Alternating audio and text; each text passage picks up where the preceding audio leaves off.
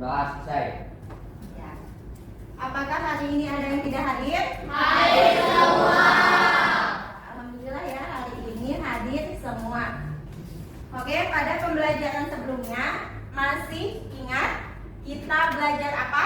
Masih. Ada yang masih ingat? Alia, silakan. Minggu kemarin membahas tentang pengertian teks laporan hasil observasi. Ya. Adalah teks yang berdasarkan hasil pengamatan secara objektif dan faktual. Ya, terima kasih Alia, tepuk tangan buat Alia. Minggu kemarin kita membahas tentang pengertian teks laporan hasil observasi. Nah, untuk sekarang kita akan membahas tentang unsur kebahasaan teks laporan hasil observasi. Ini merupakan pengertian teks laporan hasil observasi untuk melengkapi jawaban Alia ya. Pengertian teks laporan hasil observasi itu menyajikan hasil pengamatan secara faktual dan sistematis. Ini untuk mengingatkan kalian materi sebelumnya. Untuk selanjutnya, Ibu ada gambar yang bisa kalian amati. Gambar di depan itu gambar apa? Gambar pohon mangga. Pohon mangga. Siapa di sini yang memiliki pohon mangga? Saya. Di sini hampir semua memiliki pohon mangga.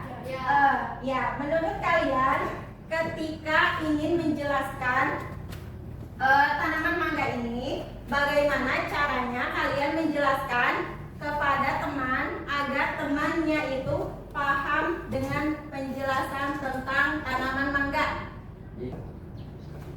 Nah, selanjutnya kita akan masuk ke materi hari ini, yaitu unsur kebahasaan teks laporan hasil observasi.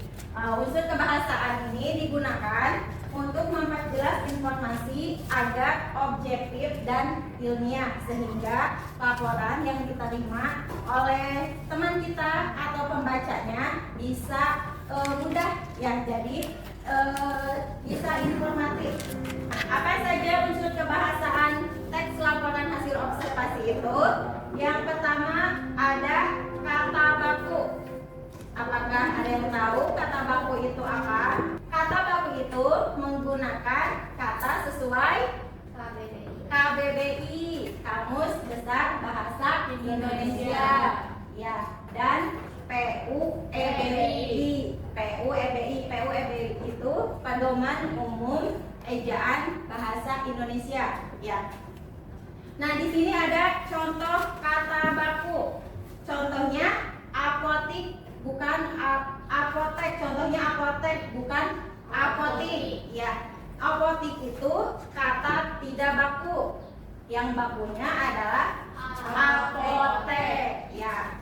Ada lagi contohnya, yang baku itu bus atau bis. Bus atau bis. Bus. Bus atau bis.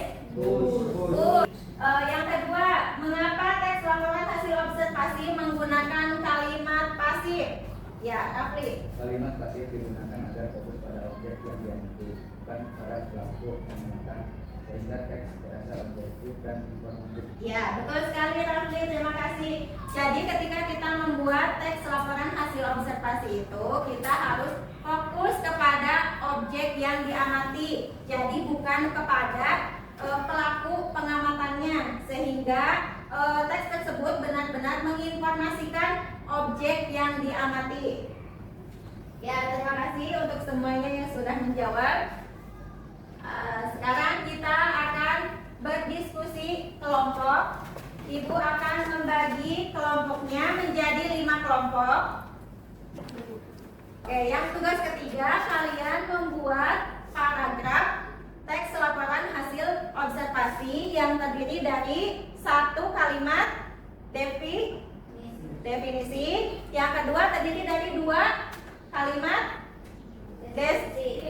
deskripsi, yang ketiga terdiri dari 1 kata teknis, yang keempat terdiri dari 1 kata kerja relasional. Oke. Terima kasih untuk kalian yang sudah bekerja sama dan menjawab tugasnya dengan baik. Nah, jadi hari ini kita belajar apa? Unsur kebahasaan teks Ya, unsur kebahasaan teks laporan hasil observasi. Masih ingat tadi unsur kebahasaan teks laporan hasil observasi ada apa saja? Kata baku apalagi? Kata benda apalagi? Kata kerja, kata relasional, definisi, deskripsi.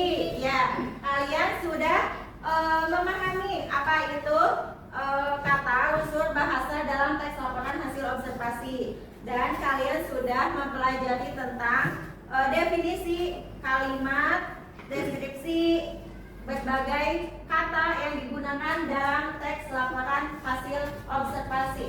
Oke, terima kasih untuk hari ini. Jadi minggu depan kalian akan menuliskan paragraf teks laporan hasil observasi berdasarkan kata-kata baku tadi, kata-kata kerja, kata-kata benda, dan kalimat definisi dan kalimat deskripsi. Oke, cukup sekian untuk hari ini. Terima kasih atas perhatiannya. Kita akhiri pelajaran hari ini dengan ucapan